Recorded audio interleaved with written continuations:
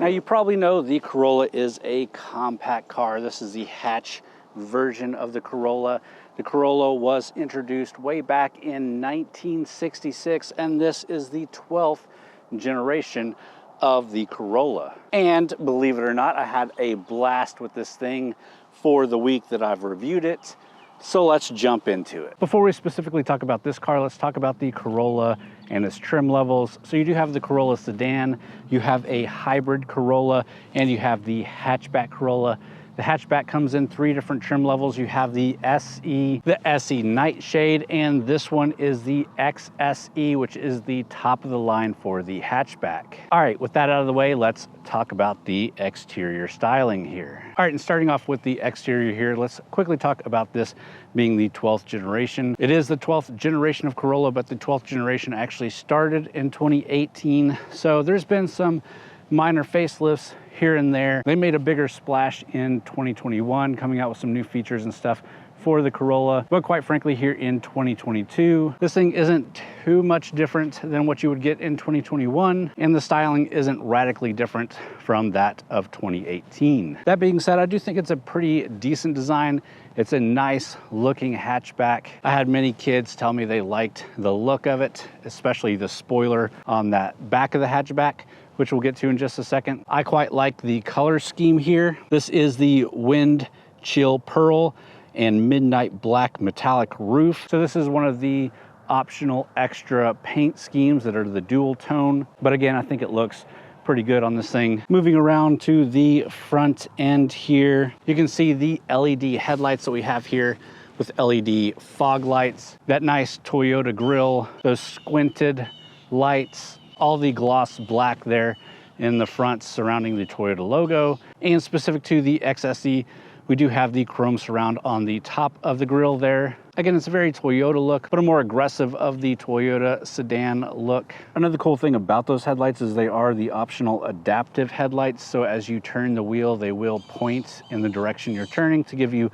better visibility. But let's move around to the side of the car, starting off with those side mirrors. They are gloss black that matches the gloss black of the top of the vehicle. You do have turn indicators there. They are not power folding, although you can push them in and fold them. We also have Toyota's keyless entry system. So just walking up to the vehicle, grabbing the door handle, it unlocks, pull it open, close it up, swipe your thumb or whatever on the little pad right there. It will lock it and you can walk away. Here on the XSE, we do have 18-inch alloy wheels. They're kind of a two-tone there. They look nice and sporty, but nothing too bold. I'm sure you'll see a lot of these things with aftermarket wheels to make it look even more sporty than it already does, and probably with a bit of a drop. And moving around to the rear of the vehicle here, it is a hatchback. Obviously, like I said, we do have that wing on the hatch. I could do with something a little bit more simple, a little bit more subtle, but like I said, all the kids that saw it liked it. You do have the dual chrome tips for exhaust. You've got your Corolla badge on one side, your XSE badge on the other, and LED taillights. And let's go ahead and check out the cargo volume in that hatch. Since we're back here, you just reach down and pop it there just by having the key in your pocket. And it's a good amount of space for a compact hatch. You are looking at 17.8 cubic feet of cargo volume, which again is a pretty good amount. You've got the little shelf here that will help hide anything back here, like all our camera gear. Those seats do fold down. It is a 40-60 split. And next we're going to check out what's under the hood. But before that, let's talk about the full dimensions of this vehicle.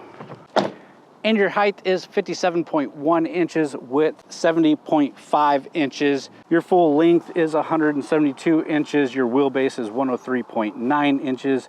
And the ground clearance of this is 5.1 inches, which again, if I owned it, I would probably lower it a bit. It has no issues getting in and out of my driveway, but obviously if you're going for ground clearance, you're going to want to get a crossover.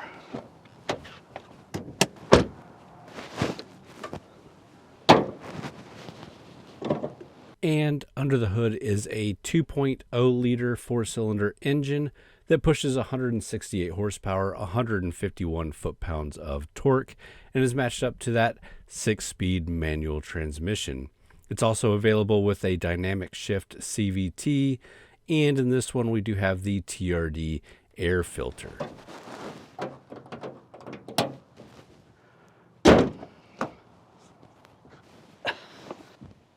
All right, now in the back seats, should be no surprise, this is a pretty cramped place to be.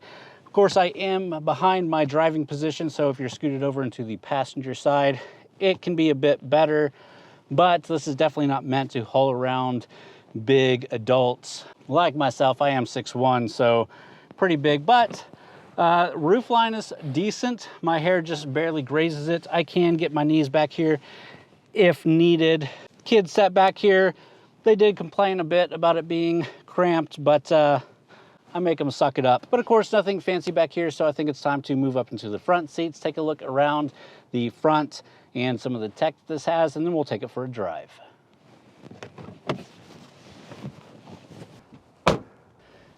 All right, and here in the front seats, first off, this interior is pretty nice. We do have leather trim seats, a leather wrapped steering wheel, leather shift knob with leather boot, leather armrest. It is a white or really light gray interior, and you get these dark gray inserts in the seats, which I do like a lot. But let me pick you guys up and give you a better look around at the interior and tech here.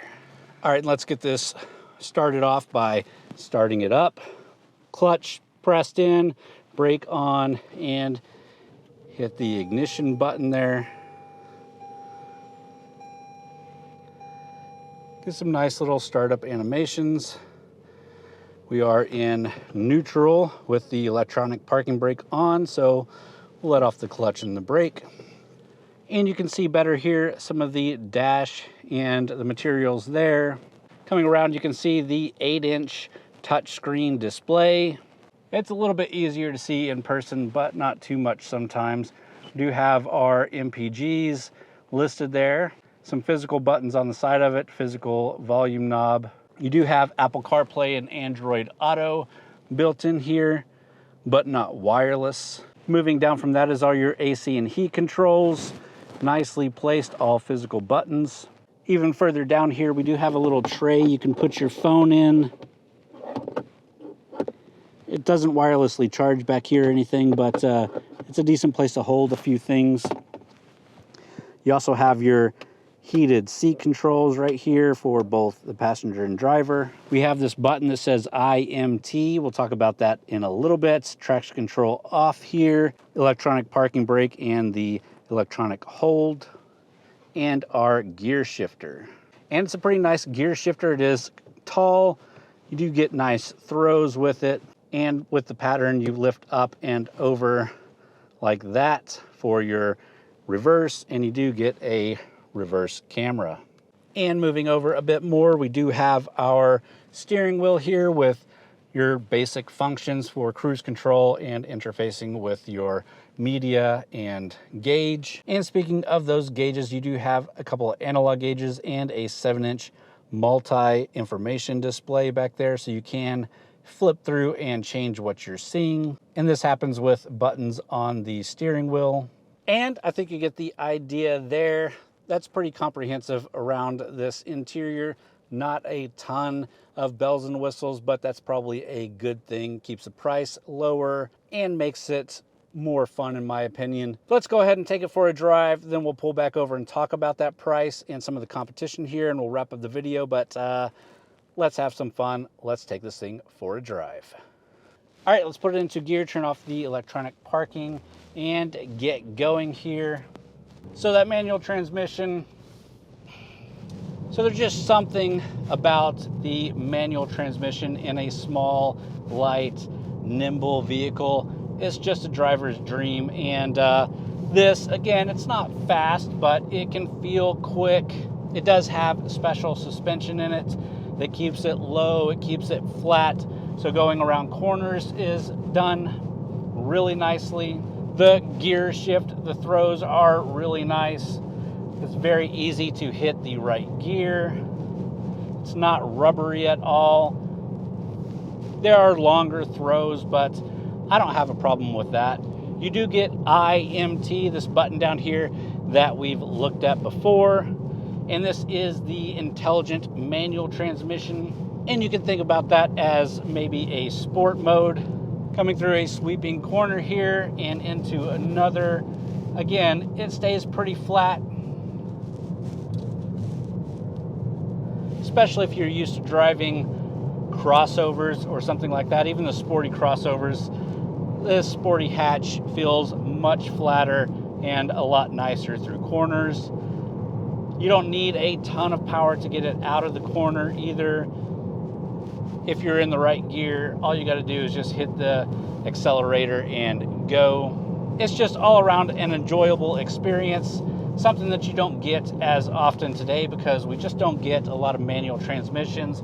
Cars are bigger and heavier and taller, and it's hard to get this experience when it used to be the experience that I went for whenever I was growing up. So one of my first cars I owned was an 88 Civic hatchback that had a manual transmission.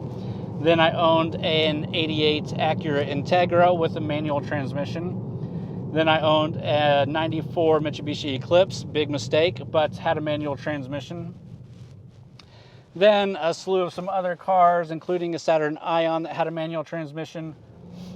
I also had a Genesis Coupe with the 3.5 liter V6 or 3.6 V6 with a manual transmission. But sharing a car as a family man with the wife who doesn't drive manual, it's been a while since I've owned personally a manual transmission, but every time I get one in a review vehicle, it just brings a smile back to my face, especially something like this.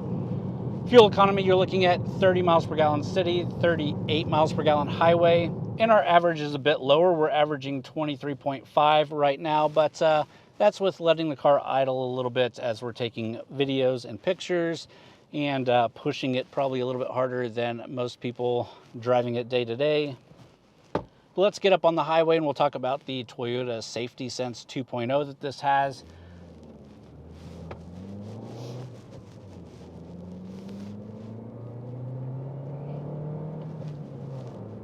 And we'll feel that power coming up the ramp here. We are in second gear now, coming around.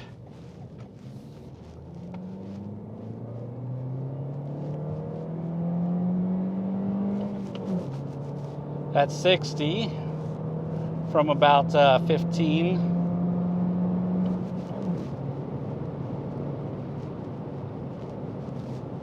Yeah, no issues getting up and going for sure. But that Toyota Safety Sense, you do have a radar guided cruise control. You also have lane keeping warning with assist feature, so it will beep at you if you're getting out. It'll try to push you over, but it's not set it and forget it kind of thing. You definitely still have to be in control of the car. And of course, you also get a slew of other features with that Safety Sense 2.0. But again, for me, the main thing here is the manual transmission, the sporty hatchback feel that it has, and just the all-around fun to drive, nice to drive that it is. I probably wouldn't recommend a Corolla with the CVT to most people, especially if they're looking for something kind of fun and sporty. But this hatchback with this manual transmission, and it could just be nostalgia, but it's nostalgia for a reason. It is a blast to drive. With that, let's find a place to pull back over and we'll talk about some of the pricing with this vehicle and we'll wrap the video up with some final thoughts. All right, guys, and let's quickly talk about the price and then we'll jump out, give some final thoughts and start wrapping this thing up. So the base SE hatchback costs $20,800. The XSE, which is the top of the line trim, base price is $23,765. And this one with the custom paint color, a couple of different options here and there, is $26,922. Now that price does get up into a range where it's competing with a lot of really good vehicles that are bigger than this, vehicles that can do more. So it depends on exactly what you're looking for.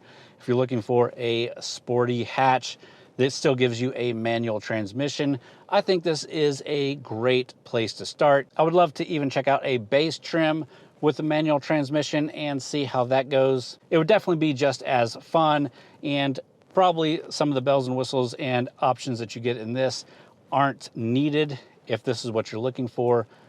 But that's my personal opinion. But with that, let's jump back out and I'll give you my final thoughts and we'll wrap the video up.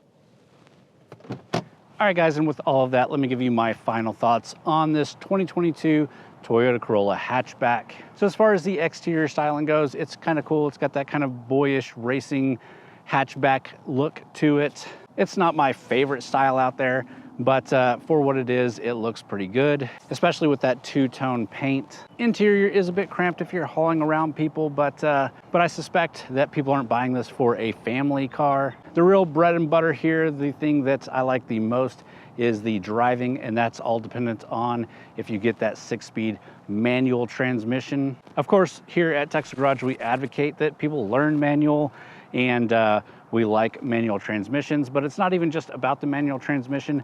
It's more about the feeling that you get with a lightweight hatchback, not super overpowered or much powered at all, but still fun and nimble. It really reminds me of cars that I drove growing up, which is a phenomenal thing in today's age where everything's very electronic. This still feels very manual and fun. Of course, we do have some merch talking about how much we love the manual transmission. If you're interested in any of that, go check out our merch store with a link down below. But as always, guys, I hope you did enjoy the video. If you did, please hit the thumbs up button. Leave me a comment down below. Let me know what you think about the new Corolla. If you're not already subscribed to the channel, we get a new review out every week. We also do videos on events and news coverage. You can go check out TXGARAGE.com. That's where we do a lot of our written reviews, as well as event and news coverage from a lot of different authors there. But again, I hope you enjoyed the video. Thanks for watching.